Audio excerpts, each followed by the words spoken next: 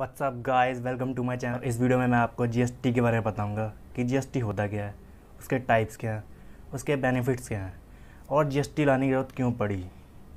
और उससे रिलेटेड एक टर्म है जिसके हम बात करेंगे, जिसे कहते हैं कास्केडिंग टैक्स इफेक्ट, या फिर ये कह सकते हैं यार कि जीएस टैक्स को रिफॉर्म करने की ज़रूरत हमें इसी इफेक्ट की वजह से पड़ी है। तो यार जीएसटी का मीनिंग होता है गुड्स एंड सर्विस टैक्स। यार ये वो टैक्स है जब कोई कस्टमर कोई सामान खरीदते समय या कोई सर्विस खरीदते समय पे करता है। जैसे कि गुड्स में आपके हो गए foods, cloth, electronic item, daily item, और सर्विसेज आपकी हो गई ट्रांसपोर्टेशन, ट्रैवलिंग, या किसी कह सकते हैं सर्विस प्रोवाइडर की सर्विस हो गई, इंटरनेट वाईफाई जो आप घर में लगवाते हो। और यार ये एक तरह का एक्ट है जो 29 मार्च 2017 को इंट्रोड्यूस हुआ था, पास हुआ था पार्लियामेंट में, और इंट्रोड्यूस हुआ था 1 जुलाई 2017 को पूरे भारत में। यार टैक्स ना दो तरह के होते हैं। पहली बात तो एक तो होता है इनडायरेक्ट टैक्स और एक होता है डायरेक्ट टैक्स। जो ये टैक्स है ना, ये इनडायरेक्ट टैक्स है। मैं अभी बताऊंगा इसका मतलब क्यों, इसका मतलब होता क्या है। तो यार इनडायरेक्ट टैक्स वो टैक्स होता है जो हम सीधा गवर्नमेंट को पे नहीं करते, हम एक मेडिएटर के थ्रू गवर्नमेंट को पे करते हैं। जैसे मैंने अभी बताया कि आप कोई सामान खरीदते हो किसी दुकान वाले से, तो दुकान वाला जो गवर्नमेंट को टैक्स पे करता है ना, वो होता है इनडायरेक्ट टैक्स। और इसका एक अपोजिट होता है डायरेक्ट टैक्स, जो आप सीधा गवर्नमेंट को पे करते हो। जैसे कि आपके हो गया इनकम टैक्स, हाउस टैक्स हो गया आपका, और भी बहुत सारे टैक्स होते हैं। तो यार जैसा मैंने ये बताया कि जीएसटी एक इनडायरेक्ट टैक्स है, यानी वो टैक्स जो हम एक सेल्समैन को पे करते हैं और सेल्समैन गवर्नमेंट को पे करता है। जैसे कि हो गया आपका कस्टम ड्यूटी, जब आप किसी सामान को किसी कंट्री में इंपोर्ट करते हैं तो कस्टम ड्यूटी लगती है जो डायरेक्ट गवर्नमेंट को जाती है वो भी। और एक होती है एक्साइज ड्यूटी, जब आप किसी सामान को एक स्टेट से दूसरे स्टेट में ले जाके बेचते हैं, तब जो मैन्युफैक्चरर है वो जब गवर्नमेंट को टैक्स देता है तो होती है एक्साइज ड्यूटी। और एक होता है सर्विस टैक्स, नॉर्मली जो ट्रांजैक्शन रिलेटेड सर्विस होती है उन सब पे टैक्स जो लगता है वो सर्विस टैक्स होता है, जैसे क्रेडिट कार्ड, डेबिट कार्ड्स, और भी बहुत सारे। सेल्स टैक्स, जो कि एक सेल्स पर्सन जब अपना सामान बेचता है तो वो सेल्स टैक्स लेता है, फिर गवर्नमेंट को पे करता है। वैसे ही एक वैल्यू एडेड टैक्स होता है जो सेंट्रल गवर्नमेंट को पे होता है नॉर्मली। फिर आता है डायरेक्ट टैक्स, जो इनकम टैक्स, जो आपकी इनकम में से जाता है। कॉर्पोरेशन टैक्स, या आपकी कोई कॉर्पोरेशन फील्ड है। प्रॉपर्टी टैक्स आपकी प्रॉपर्टी में से जाता है। वैसे ही वेल्थ टैक्स होता है, जो आपके असेट्स हो गए उनके ऊपर जितने भी टैक्स लगते हैं, यानी आपकी जो संपत्ति है उनके ऊपर जो टैक्स लगते हैं गवर्नमेंट को डायरेक्ट आप देते हो, उसे कहते हैं। यार जीएसटी को हमने 4 टाइप्स में डिवाइड कर रखा है। पहला है आपका सीजीएसटी, एसजीएसटी, यूटीजीएसटी और आईजीएसटी। सीजीएसटी यार क्या होता है कि central goods and service tax, और जो state goods and service tax है ना, ये एक तरीके से टोटल टैक्स होता है, टोटल जीएसटी जो 18% होता है। जैसे कि मैं समझा सकता हूँ कि अगर आपने कोई सामान लिया है किसी दुकान से, तो अगर उसमें 18% टैक्स इंक्लूड है तो उसमें 9% जाएगा आपका टैक्स सीजीएसटी यानी सेंट्रल गवर्नमेंट को, और बाकी आपको जाएगा 9% स्टेट गवर्नमेंट को। वैसे ही आपका अगर आप यूनियन टेरिटरी में कोई सामान, दिल्ली हो गई या हरियाणा हो गया, अगर आपने वो सामान किसी कंपनी ने वही सामान बनाकर उसी स्टेट में बेचा है, तो 9% जो होगा वहाँ पे यूटी को जाएगा, यूनियन टेरिटरी को, और बाकी आपका 9% होगा वो सेंट्रल गवर्नमेंट को जाता है। फिर आता है आपका यार IGST, integrated goods and services tax. यार ये वो टैक्स है जब आप एक स्टेट में कोई कंपनी अपना सामान बना के किसी और दूसरे स्टेट में जाके अपना सामान बेचती है, तब इस टैक्स को, ये टैक्स तब जाके ये इंक्लूड होता है किसी सामान के ऊपर। जैसे कि मान लेते हैं फॉर एग्जांपल कि अगर कोई सामान दिल्ली में बना है और वो बिकने के लिए गया है राजस्थान में, तो जो 9% टैक्स है वो पहले देना पड़ेगा उस कंपनी को राजस्थान में, दिल्ली में देना पड़ेगा सीधा सीधा सेंट्रल गवर्नमेंट को, और बाकी का जो 9% होगा ना, वो उस स्टेट को जाएगा जहाँ पे सामान बिक रहा है, यानी राजस्थान में। तो वो आपका होता है यार इंटर स्टेट जीएसटी। और स्टेट जीएसटी और सेंट्रल जीएसटी आपके इंट्रा स्टेट जीएसटी होते हैं। जैसे कि मैंने अभी बताया कि अगर आपने एक ही स्टेट में सामान बना के उसी स्टेट में बेचा है, तो वो आपका इंट्रा स्टेट जीएसटी होता है। और दूसरा यार इंटर स्टेट जीएसटी को हम डेस्टिनेशन बेस्ड टैक्स भी कहते हैं, क्योंकि इसमें ये टैक्स उस स्टेट को जाता है जहाँ पे सामान बिक रहा है, यानी इसकी डेस्टिनेशन जहाँ पे जिस सामान की है। फिर आता है यार आपका कि जीएसटी क्यों, मतलब जीएसटी को लाने की ज़रूरत क्यों पड़ी। यार सीधी सी बात है, जब पहले ना सेंट्रल गवर्नमेंट ना आपको टैक्स उतना ही लेती थी, लगभग 20% के आसपास, 22% के आसपास आपको टैक्स देना ही पड़ता था। जैसे कि उस समय सेंट्रल गवर्नमेंट आपसे एक्साइज ड्यूटी लेती थी, फिर सर्विस टैक्स लेती थी। एक्साइज ड्यूटी नॉर्मली CGST होता है, जो सेंट्रल सेल्स टैक्स होता है। यार ये वो टैक्स है जब ये इम्पोज होता था, जब आप कोई सामान लेते हैं, कोई सामान खरीदते हैं, या कोई भी गुड्स मूव करता है आपका दिल्ली टू मुंबई। अब GST लाने की ज़रूरत क्यों पड़ी? पहले क्या था कि सभी स्टेट के टैक्स के अपने रूल रेगुलेशन थे, और सभी स्टेट के टैक्स के रेट भी अलग अलग थे। जैसे कि यूपी का आप देखोगे तो 12% है, बिहार का 14%, और पहले गुजरात में 10%। तो इससे क्या होता था कि यार कि सभी स्टेट का जो डेवलपमेंट है ना, वो अनइवन था बहुत ज़्यादा। यानी अगर जहाँ पे अब मान लो कोई कंपनी है, तो वो कंपनी तो वहीं जाएगी ना जहाँ पे सबसे कम टैक्स है। तो यानी अगर बहुत एक कंपनी गुजरात में ज़्यादा शिफ्ट हो जाती थी, फिर वहाँ पे वो बनाती थी सामान सारा और पूरे इंडिया में बेचती थी, तो फिर वहाँ पे बेचेंगी पूरे इंडिया में। तो इससे क्या होगा कि गुजरात का जो विकास होगा वो तो हो जाएगा, बाकी स्टेट का हो नहीं पाएगा।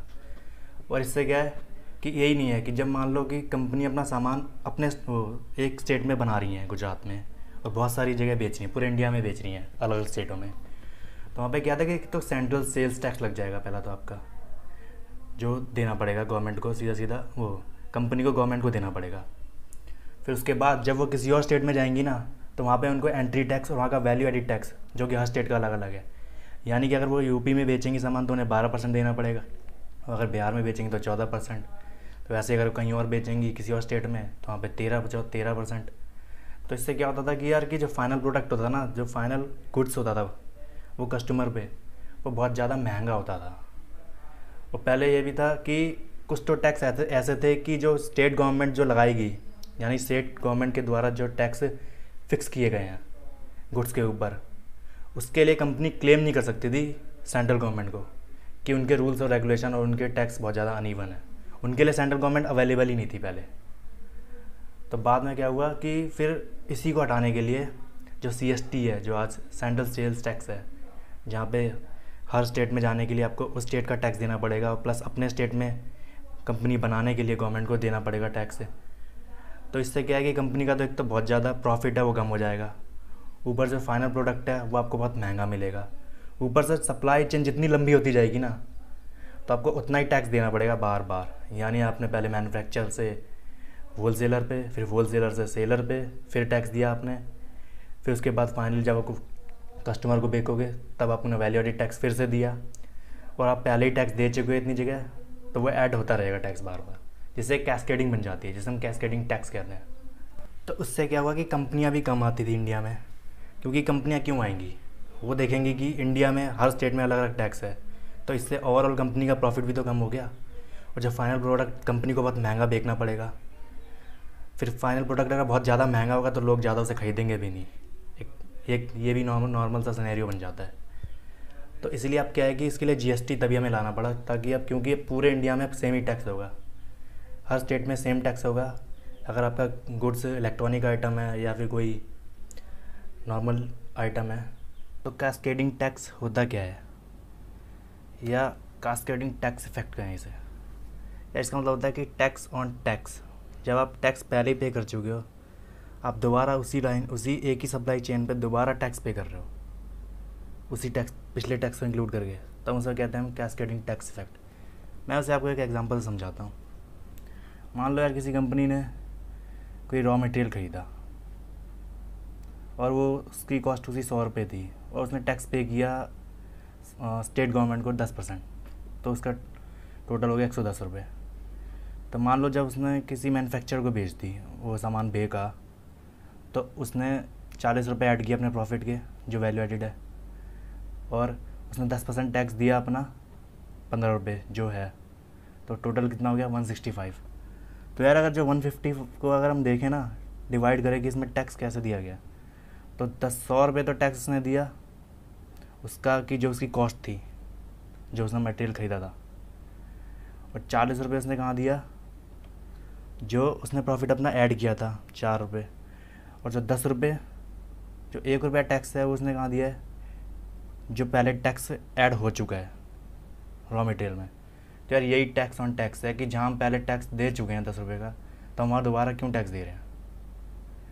तो अगर आप दोबारा इसे फर्दर देखोगे ऐड वैल्यू में अगर ये नेक्स्ट अगले स्टेप पे मान लेते हैं वो होल सेलर पे जा रहा है, तो वहाँ पे जाके फिर इसकी प्राइस उसने 30 रुपीज़ ऐड कर दी प्रॉफिट के लिए, तो ओवरऑल प्राइस की 195 हो गई, तो उसमें 10% टैक्स फिर ऐड हो गया। तो आप देखोगे कि यहाँ पे टैक्स 19.5। आप इसे फर्दर डिवाइड करके देखोगे तो ये कितना होगा, 15 प्लस 150 प्लस 30। 150 क्या है, जो उसकी प्रीवियस वैल्यू थी, जो उसने ख़रीदा जिसने सामान, और जिसमें से हुआ 15 रुपीज़, और बाकी 15 रुपये का टैक्स जो पहले पे कर चुका है उसका उसने टैक्स दोबारा पे किया है, और 30 रुपीज़ का उसने अपने प्रॉफिट का टैक्स पे किया। तो ओवरऑल अगर देखोगे ना, जिसकी कॉस्ट 190 होनी चाहिए थी जहाँ, वहाँ आपको देना पड़ेगा 257.95। यानी अल्टीमेटली जो आपका प्रोडक्ट है कस्टमर के हैंड वो बहुत ज़्यादा हाई होगा, उसकी प्राइस बहुत ज़्यादा हाई होगी।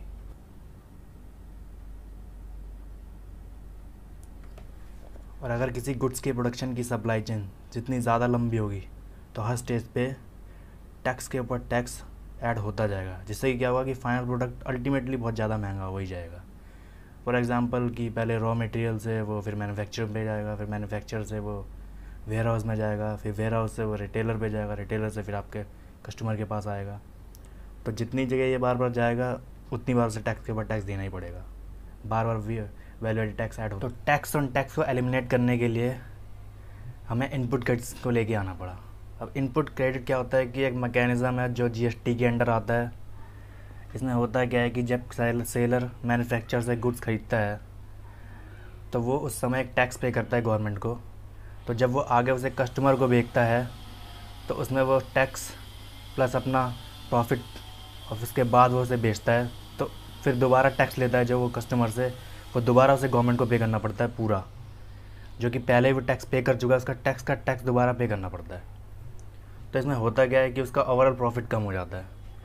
मान लेते हैं हम इस एग्जांपल से समझने के लिए कि कास्केडिंग इफेक्ट के टाइम पे जब कोई सेलर मैन्युफैक्चर से 100 रुपीज़ के गुड्स खरीदता है और उसमें 10% टैक्स वो गवर्नमेंट को पे कर देता है पहले, जिसका 10% 10 रुपये होता है। जब वो आगे उस गुड्स को कस्टमर को बेचता है तो उसमें वो अपना 40 रुपीज़ प्रॉफिट ऐड करके बेचता है, तो उसको टैक्स 15 रुपीज़ वो कस्टमर से लेता है।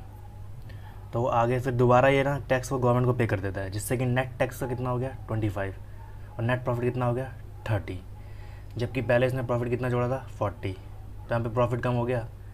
पर जीएसटी इनपुट और जीएसटी आउटपुट की वजह से जब इसमें इनपुट क्रेडिट वॉलेट आया तो वहाँ पे क्या हुआ कि जब उसने पहले 10 रुपये टैक्स पे कर दिया है गवर्नमेंट को, और बाद में जब वो कस्टमर से 15 रुपीज़ ने टैक्स लिया है, तो उसमें क्या करेगा कि वो जो पहले का टैक्स है ना वो माइनस कर देगा कस्टमर के टैक्स से, जो लिया है उसने कस्टमर से टैक्स से।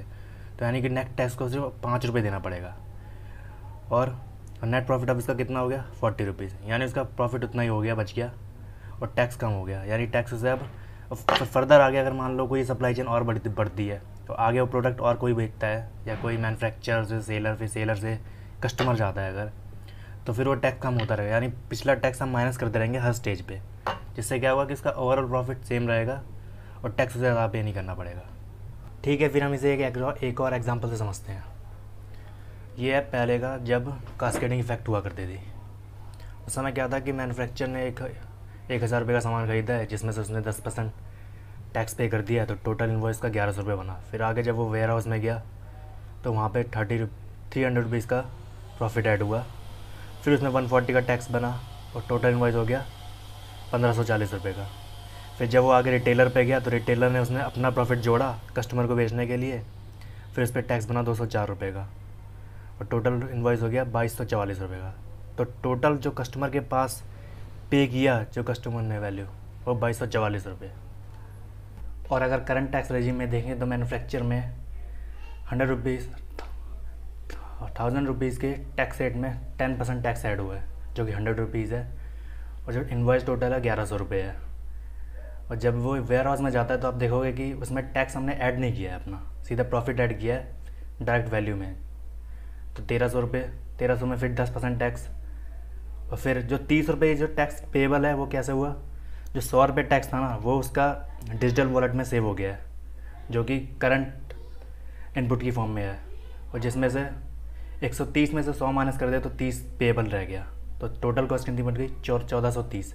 फिर आगे जब वो रिटेलर पे गया तो उसने फिर से ये जो टैक्स है टोटल पिछला ये दोबारा डिजिटल वर्ल्ड में ऐड हो चुका है और 1800 में देख सकते हो कि इसका 10% दोबारा 180 और अब 180 में से हम ना 30 जो उसका डिजिटल वर्ल्ड में 130 पहले से ही टैक्स को पे कर चुका है वो माइनस कर देंगे तो 50 रुपये पेड हो गया।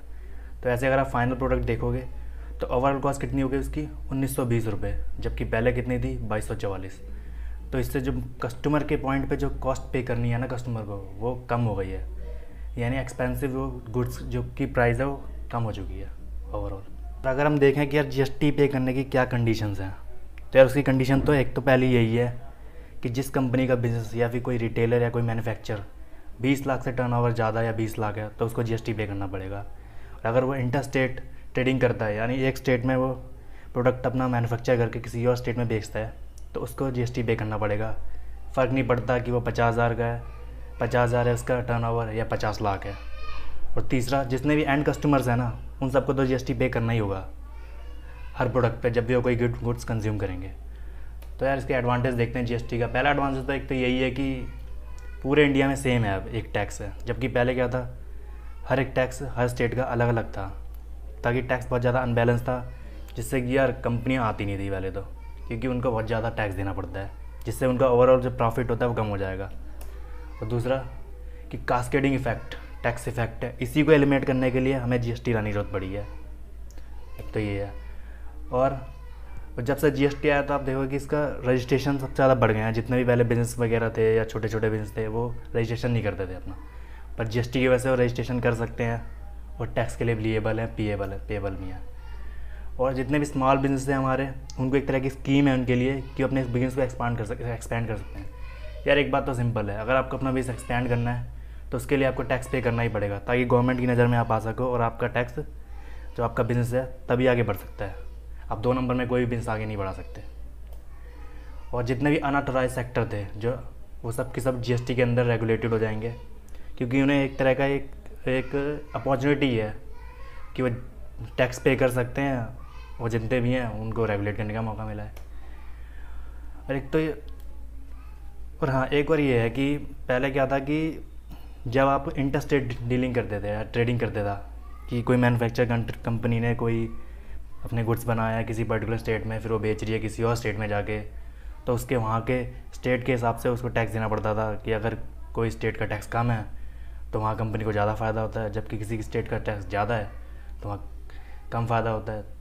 तो कंपनियाँ करती थी कि जिस स्टेट में सबसे कम टैक्स है, जैसे गुजरात में पहले 10% टैक्स था, तो सारी कंपनियाँ वहाँ से सारे प्रोडक्ट्स और गुड्स बनाती थी और पूरे इंडिया में बेचा करती थी, जिससे क्या होता था कि गुजरात में तो एक तो लोगों को वहाँ का गुजरात का तो भला हो रहा है, वहाँ की डेवलपमेंट भी हो रही है, वहाँ के लोगों को टैक्स भी वहाँ की गवर्नमेंट को टैक्स भी मिल रहा है, जबकि बाकी स्टेट जितने भी थे ना उनको कोई टैक्स नहीं मिलता था, जिससे कि यार एक देखें तो इकोनॉमिक स्फेयर में एक अनबैलेंस टाइप का है कि एक स्टेट ज़्यादा डेवलप्ड हो रहा है, एक स्टेट डेवलप ही नहीं हो रहा। तो जिससे बाद में क्या हुआ कि जब ये जीएसटी आने के बाद कि जब आप एक स्टेट में सामान बना के दूसरे स्टेट में बेचोगे तो क्या होगा उससे कि जो टैक्स होगा ना 9%, किसी अगर 18% है किसी गुड्स के ऊपर, तो उससे सेंट्रल गवर्नमेंट ले लेगी 9% और बाकी का जो 9% वो गवर्नमेंट लेगी जहाँ पे बिक रहा है सामान। यानी इससे एक तो फ़ायदा उस जगह का ये हुआ जहाँ पे मैन्युफैक्चर हुई चीज़, फ़ायदा उसका वहाँ पे ये हुआ कि वहाँ के लोगों को रोज़गार मिल गया, और जहाँ पे सामान बिका वहाँ की गवर्नमेंट को फ़ायदा ये हुआ कि उनको टैक्स लेने का मौका मिल गया वहाँ के लोगों से, जिससे कि वो वहाँ पे डेवलपमेंट कर सकते हैं। इससे यार आप देखोगे कि अब एक बैलेंस टाइप का डेवलपमेंट दिखाई देगा दोनों स्टेट में जो भी होगा। और एक यार स्टडी इंडिकेट करती है कि यार जब से जीएसटी आया ना तो आपकी इकोनॉमी ग्रोथ पोटेंशियली बढ़ी है और जीडीपी ग्रोथ 1 से 2% तक इंक्रीज़ हुई है। और बात सिंपल सी है कि पहले क्या था कि लोगों को टैक्स का समझ ही नहीं था, टैक्स की समझ ही नहीं थी कि टैक्स देना कैसे, तो लोग कहते हैं बहुत ज़्यादा टैक्स है, बहुत ज़्यादा टैक्स है, जबकि अल्टीमेटली टैक्स उस समय भी इतना ही था, 22 से 24% से 18% तक ऐसे ही टैक्स था पहले भी, पर वो काफ़ी अनबैलेंस रूप में था। अब क्या है कि पूरे इंडिया में सेम रेट है, 18% है अगर आपका कोई गुड्स या इलेक्ट्रॉनिक आइटम है, अगर लग्जरी आइटम्स हो तो 28% देना पड़ेगा, अगर कोई आपके खाने पीने की चीज़ है तो वहाँ पे 12% टैक्स देना पड़ेगा आपको। यानी चीज़ों का टैक्स डिपेंड करता है उसकी नीड्स के हिसाब से, इंसान की मतलब पर्सन की नीड के हिसाब से, कि अगर वो खाने पीने की चीज़ें से रिलेटेड है या दवाइयाँ हैं तो वहाँ पे सबसे कम टैक्स है, अगर वो लग्जरी आइटम है तो सबसे ज़्यादा टैक्स है वहाँ पे, क्योंकि आप ज़रूरी नहीं है कि आप लग्जरी आइटम के बिना जी नहीं सकते इसलिए। तो बात यह है कि यार टैक्स तो लोगों को अभी भी समझ नहीं आ रहा ढंग से क्या है, तो इसलिए उन्हें लगता है कि यार GST का आने से भी ज़्यादा कोई फ़ायदा नहीं हुआ है, जबकि इसका सिंपल सा रीज़न पता है क्या है कि टैक्स तो हमें देना ही नहीं है। तो थैंक यू गाइस, अगर आपको मेरी वीडियो पसंद आई है तो प्लीज़ ऐसे लाइक कीजिए, शेयर कीजिए और सब्सक्राइब कीजिए मेरे चैनल को। तब तक के लिए सी या हैव अ गुड डे, मिलते हैं किसी नई वीडियो में किसी नए टॉपिक के साथ। Thank you.